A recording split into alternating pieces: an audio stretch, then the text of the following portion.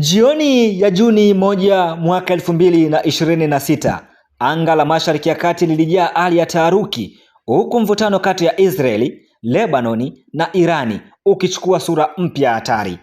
Kauli nzito kutoka Teherani ziliashiria kwamba kile kinachoonekana kama mashambulizi ya kawaida ya kijeshi kinaweza kugeuka kuwa mzozo mkubwa zaidi unaoweza kubadilisha historia ya eneo hilo. Mshauri mkuu wa kiongozi wa mapinduzi ya Kiislamu wa Irani, Ali Akbar Velayati, alituma ujumbe mkali uliotikisa duru za kisiasa na kijeshi. Akizungumza baada ya taarifa kwamba waziri mkuu wa Israeli, Benjamin Netanyahu, alikuwa ameidhinisha mashambulizi dhidi ya vitongoji vya kusini mwa Beiruti vinavyojulikana kama Dahiel Velayati. Kwa mujibu wa Velayati, Israeli imeanza ukurasa ambao mwisho wake hautaandikwa Tel Aviv, bali utaandikwa na wale wanaounga mkono Lebanon na harakati za upinzani. Nyinyi mmeziona, nyinyi mmeanzisha jambo hili, alisema kwa msisitizo mkubwa. Lakini tofauti na watazamaji wa kimya katika eneo hili, Irani na mukawama wamesimama bega kwa bega na watu wa Lebanoni, kuanzia Waislamu hadi Wakristo wa Maronite, na wataendelea kufanya hivyo hadi mwisho. Kauli hiyo inaonekana kama ujumbe wa moja kwa moja kwa viongozi wa Israeli kwamba uvumilivu wa Teherani una mipaka yake. Dahiel si eneo la kawaida ndani ya mji mkuu wa Lebanoni. Kwa miaka mingi limekuwa likitazamwa kama ngome muhimu ya harakati hizo, hasa Hezbollah. Ndiyo maana kila tishio dhidi ya eneo hilo limekuwa na tahadhari ya hatari kubwa za kisiasa na kijeshi. Taarifa za uwezekano wa mashambulizi makubwa dhidi ya Dahiel zilionyesha hofu kwamba makubaliano dhaifu ya kusitisha mapigano yaliyofikiwa mwezi Aprili mjini Islamabad nchini Pakistani yalikuwa karibu kuvunjika kabisa. Lakini wakati ndege za kivita zilipotajwa kuwa tayari kwa operation, upepo wa kisiasa ulianza kubadilika.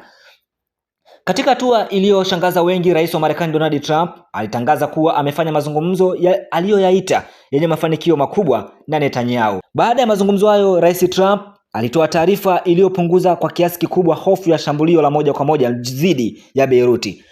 Hakutakuwa na wanajeshi watakaoingia Beiruti, alisema rais huyo. Kauli hiyo ilitafsiriwa na wachambuzi wengi kama ishara kwamba Washington ilikuwa ikijaribu kuzuia hali isitokee nje udhibiti. Wengi waliona mabadiliko hayo kama matokeo ya shinikizo la kidiplomasia na onyo kali lilotolewa na Irani. Saa chache kabla ya mabadiliko hayo ya msimamo, Irani ilikuwa tayari imetoa tahadhari kali kwamba haitakubali shambulio jipya dhidi ya mji wa Beiruti. Viongozi wa kijeshi wa Irani walisisitiza kuwa mashambulizi yoyote mapya yangekuwa ukiukwaji wa makubaliano ya kusitisha mapigano ya nchini Pakistani yaliyohusisha Irani na Marekani, makubaliano ambayo pia yalifungua njia ya usitishaji wa mapigano nchini Lebanoni. Msemaji mwandamizi wa vikosi vya wanajeshi wa Irani alionya kuwa majeshi ya Irani hayawezi kubaki kimya mbele ya kile kilichokiita ukatili wa Israeli dhidi ya Lebanoni mjini Beiruti.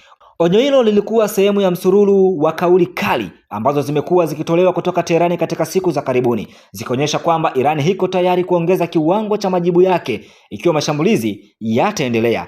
Labda sehemu iliyovutia zaidi katika ujumbe wa Velayati ilikuwa rejea yake kwa kile alichokiita vita vya Zatul Sarasil. Alisema historia inajirudia na kwamba majibu yanayofanana na vita hivyo yanakaribia kuja ili kuvunja minyororo ya utumwa na ukandamizaji. Ingawa hakueleza moja kwa moja namna majibu hayo yatakavyokuwa na namna yatakavyotekelezwa. Kauli hiyo inatafsiriwa kama ishara ya operation kubwa ya kijeshi au kisiasa inayoweza kuhusisha makundi mbalimbali ya mukawama katika eneo lote la Mashariki ya Kati. Kwa lugha ya kisiasa ya Irani, kauli kama hizo mara nyingi hutumika kuashiria kwamba hatua zinazofuata zinaweza kuwa kubwa zaidi kuliko maneno yanavyoonekana. Wakati viongozi wakibadilishana vitisho na maonyo, raia wa Lebanoni ndio wanaoendelea kubeba mzigo mkubwa mgogoro huo. Kwa mujibu wa mamlaka za Lebanoni, maelfu ya watu wameamua kuhama makazi yao tangu kuanza kwa mashambulizi makubwa yaliyoongezeka katika miezi ya hivi karibuni. Maelfu zaidi wamejeruhiwa, huku zaidi ya watu milioni 1 wakilazimika kuyahama makazi yao. Miji na vijiji kadhaa kusini mwa Lebanoni vimeendelea kukumbwa na mashambulizi, huku familia nyingi zikikabiliwa na maisha ya ukimbizi ndani ya nchi yao wenyewe.